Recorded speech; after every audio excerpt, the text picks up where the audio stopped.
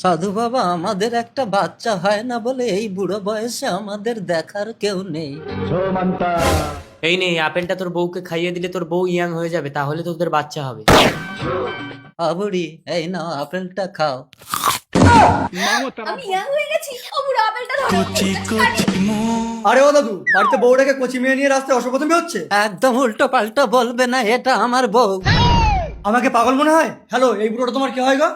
না, এই কচি বয়সে বুড়োকে স্বামী বলা যাবে না। আমার কেউ নেই বলে এই বুড়োটা রাস্তায় একা পেয়ে আমার গাল টিপছে। তুমি তবে রে বুড়ো, বাবা, বুড়ো বয়সে চুলকানি।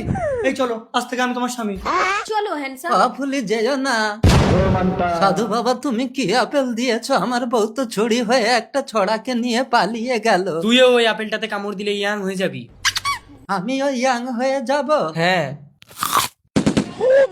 সাধু বাবা, আমি তো সত্যিই ইয়াং হয়ে গেছি। আর এক কামড় দিয়ে দেখি। একই সাধু বাবা, আমি তো বাচ্চা হয়ে গেলাম, মনে হয় আর এক কামড় দিলে বড় হয়ে যাবো, দেখি। বললাম একবারের বেশি।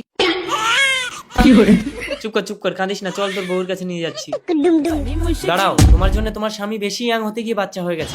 এই নাও, বাচ্চাকে দুগ্ধ পান করাও। দুধু পিয়েঙ্গে, হাতে দুধু পিয়েঙ্গে।